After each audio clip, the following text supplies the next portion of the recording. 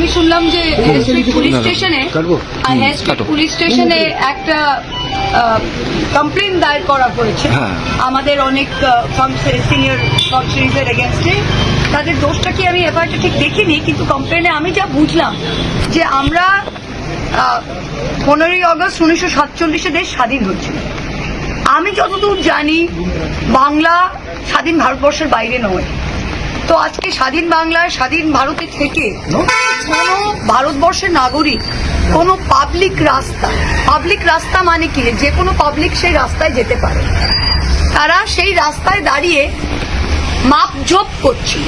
কেউ যদি পাবলিক রাস্তায় দাঁড়িয়ে মাপঝোপ করে সেটা কিভাবে দণ্ডনীয় অপরাধ বা সেটা কিভাবে অপরাধ আর সেটার ভিত্তিতে কিভাবে কমপ্লেন হতে পারে আর যে কোনো পুলিশ এই কমপ্লেনটা নিতে পারে, আমার এটা হয়তো আমি অশিক্ষিত, হয়তো আমি পড়াশোনা খুব কম করেছি। মাননীয় মুখ্যমন্ত্রী এবং নতুন যে সরকার আছে অনেক বিজ্ঞ অনেক বিজ্ঞান ব্যক্তি তাদের মধ্যে আছে, তারা আমাদের জানিয়ে দিন যে এটা কোন ধারায় এটা অপরাধ। পাবলিক রোডের ওপরে যদি কেউ মাপঝোপ করে, পাবলিক রোডে বসে আপনি ক্রিয়েটিং নিউসেন্স করছেন, পাবলিক রোডে আপনি অবৈধ কিছু তৈরি করেছেন, পাবলিক রোডে আপনি নিজের বাড়ি নির্মাণ করেছেন, পাবলিক রোডে আপনি কাউকে, অথচ এই পাবলিক রোডের ওপরই দাঁড়িয়ে বিজেপির লোকেরা পাবলিক বাজারে পাবলিক রোডে ওপর দাঁড়িয়ে, পাবলিক কেন সরকারি জায়গায় দাঁড়িয়ে বিজেপির লোকেরা এখন আক্রমণ করছে, ডিম ছুড়ছে।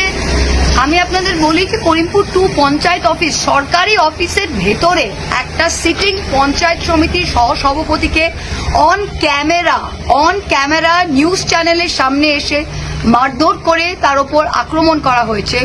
অথচ এই জামানায় একটা যে সমষ্টি উন্নয়ন আধিকারিক যে বিডিও, তার হিম্মত নেই যে তার অফিসে এটা হয়েছে অন ক্যামেরা, সে আজকে এফআইআর করতে পারেনি। সে বলছে যে যার উপরে হয়েছে যে সে যেন এফআইআরটা করে।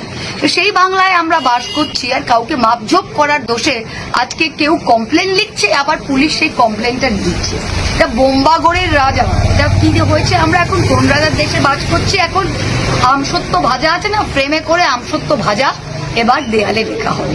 আরেকটা জিনিস আমি বলতে চাই যে এইদিকে আপনারা এফআইআর করছেন আর অন্যদিকে দাঁড়িয়ে ববি হাকিমের যে, আমি শব্দটা প্রয়োগ করলে শুনতে খারাপ লাগে, তার অনেক তো শুনছি ডান হাত বাম হাত, বাঁ পা ডান পা আছে, কিন্তু একজন কাউন্সিলর তার বিরুদ্ধে গতকাল 70 লাখ টাকা না কত এক্সটর্শনের অভিযোগ একজন ব্যবসায়ী করেছে, এক্সটর্শনের অভিযোগ করেছে।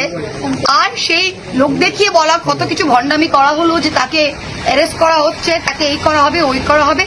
আজকে সেই সেটেলমেন্ট করে বোঝাপড়া করে সেই একই ব্যবসায়ীকে এনে পুলিশ স্টেশনে এসে বলেছে যে কমপ্লেন উইথড্র করে নাও, আর সে ছাড়া পেয়ে গেছে। তা আজকে জাভেদ খান আর ববি হাকিম, আমার মনে হয় মুখ্যমন্ত্রী তাদের পরিচালনা করছে না, তারা মুখ্যমন্ত্রীকে পরিচালনা করছে। আজকে বাংলায় সবচেয়ে দুটো শক্তিশালী ব্যক্তিকে জাভেদ খান এবং ববি হাকিম, কারণ তাদের কেউ ছুতে পারে না। এখানে 16 জন লোক মারা গেছে, তো তারাতলায় লাস্ট কাউন্ট কত? 19 জন। তো 19 জন লোক মারা গেল, অথচ যেই মেয়রের সই রয়েছে ওটার উপরে সে এখনো কিন্তু পুলিশ তাকে ডাকেও নি। 17 জনের রক্ত যার গায়ে হাতে, তাকে এখনো ডাকেনি। তার সাথে যে ঘোরাচলা করে, তার সাথে যার ছবি, তার 70 লাখ টাকার এক্সটর্শন কেসে বোঝাপড়া করে, এটা কি খাপ পঞ্চায়েত চলছে না দেশের আইন আছে? অথচ কেউ গিয়ে পাবলিকের রাস্তায় দাঁড়িয়ে, দেশের স্বাধীন নাগরিক দাঁড়িয়ে মাপজোপ করছে, তাকে head street police station complain ধরিয়ে দিচ্ছে। হাস্যকর।